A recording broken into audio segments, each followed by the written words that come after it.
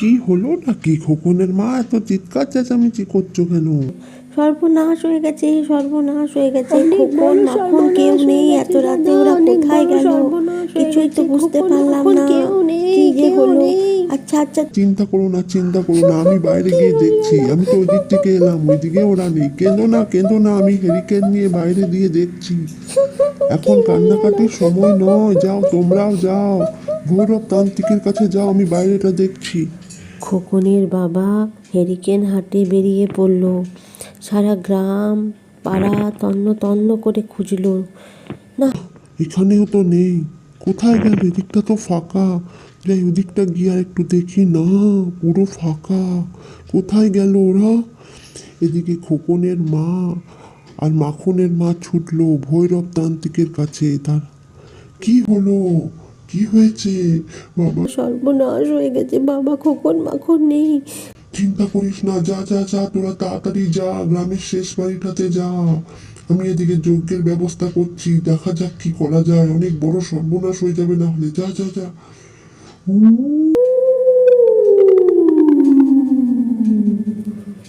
খোকন আর মাখনের মা ছুটে চলেছে গ্রামের শেষ বাড়িটায়, অর্থাৎ পিতাচিনির বাড়ির দিকে। এদিকে ভৈরব বাবা তার দুই চেলা নিয়ে শুরু করেছে মহাযজ্ঞ, পিশাচিনীকে ধ্বংস করার যজ্ঞ। চলেছে মহাযজ্ঞ। ওম স্বাহা ওম। এদিকে পিশাচির সেই পৈশাচিক হাসিতে আকাশ বাতাস মুখরিত। প্রকৃতি জুড়ে শুরু হয়েছে শুভ অশুভের লড়াই।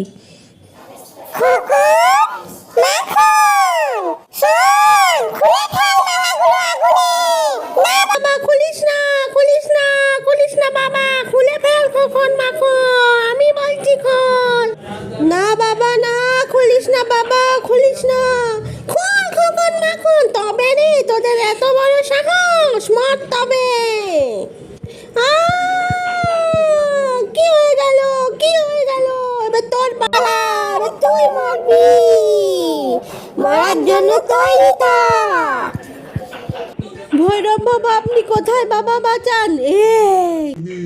মর শয়তান, মর মর। তাড়াতাড়ি করো তোমরা।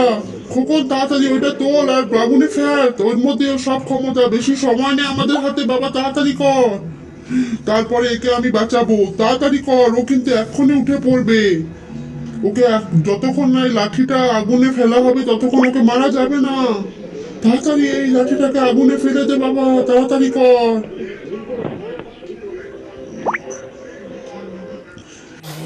জ্বলে গেল।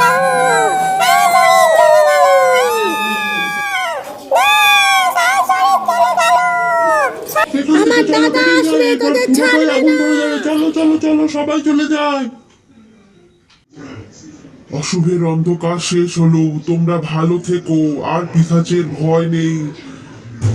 বাবা আপনাকে কি বলে ধন্যবাদ জানাবো বাবা? ধন্যবাদ জানাতে হবে না, এটা আমার দায়িত্ব। তোমরা ভালো থেকো, সুখে থেকো। আমার আশীর্বাদ সব সময় তোমাদের সঙ্গে থাকবে। ঈশ্বর তোমাদের মঙ্গল করুক বাবা। জয় বাবা ভৈরব।